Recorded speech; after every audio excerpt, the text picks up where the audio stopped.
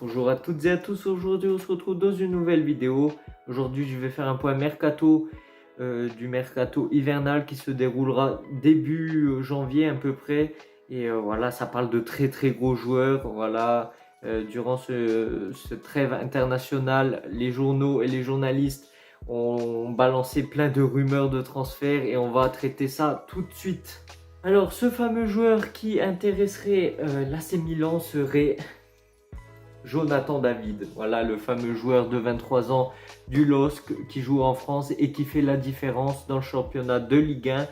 Voilà, c'est un joueur de 1m80 pour 70 kg, du coup ça serait un profil tout autre que Giroud. Voilà, ça serait pas du tout le même profil parce que Jonathan David, c'est un joueur qui attaque la profondeur, qui fait un peu moins tourner la balle sur les phases de possession. Voilà, c'est un autre profil. Après, ça ne veut pas dire que ça serait pas le profil parfait. Voilà, chaque équipe a son numéro 9. Voilà, Osimhen pour Naples. L'Inter, c'est Lautaro Martinez. Harry Kane pour le Bayern de Munich. Voilà, chacun a un joueur numéro 9, mais avec un profil différent. Par exemple, le Real, il joue pas vraiment avec un réel 9 parce que c'est plus des ailiers style Rodrigo ou Vinicius Junior qui se retrouvent à jouer à 2 en pointe.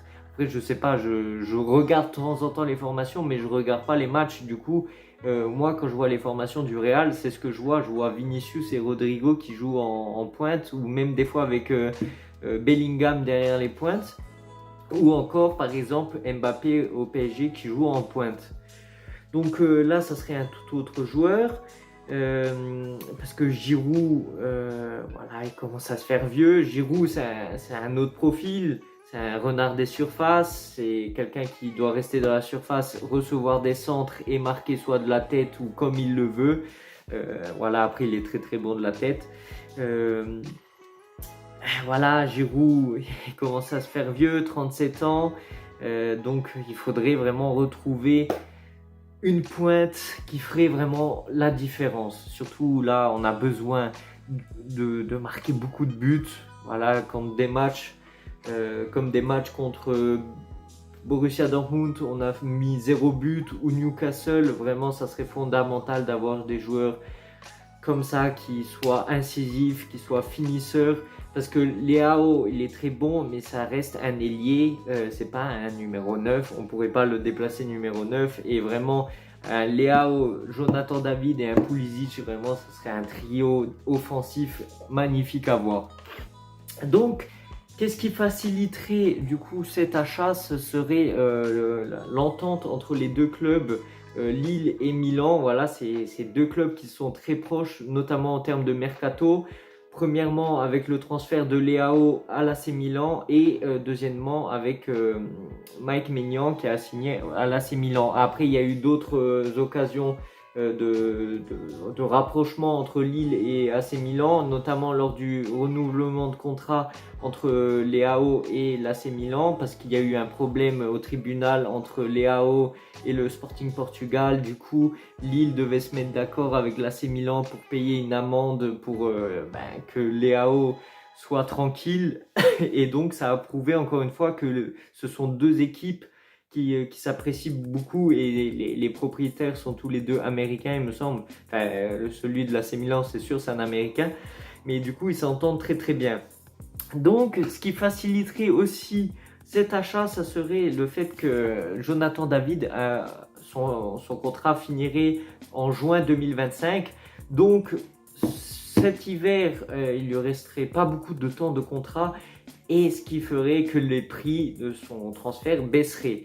Parce que cet été, on a essayé d'acheter Jonathan David, sauf que voilà, on n'allait pas mettre 60 millions dans un joueur, voilà, c'est ce que demandait Lille. 60 millions, c'était beaucoup trop pour l'AC Milan. Et cet hiver, je pense que Milan pourrait se focaliser tout son budget dans l'achat de cet attaquant. Et Lille pourrait demander entre 40 et 45 millions d'euros, qui serait un chiffre raisonnable pour la valeur du joueur en soi. Parce que c'est un très bon joueur. Voilà, excusez-moi. Avec Lille, il a mis 62 buts en 147 matchs. Avec la Gantoise, quand il jouait en Belgique, il a mis 37 buts en 83 matchs. Et avec le Canada, 25 buts en 43 matchs. Et en soi, vraiment, il fait la différence. Il met des buts et c'est vraiment ce qui nous manque, quoi. Après, cette saison, il est seulement à 2 buts en 8 matchs. Après, voilà, Lille, cette saison, c'est pas fameux non plus. C'est pas comme quand ils avaient gagné le championnat il y a 2 ans. Mais Jonathan David, c'est un très bon joueur. Moi, je le verrais bien à l'AC Milan.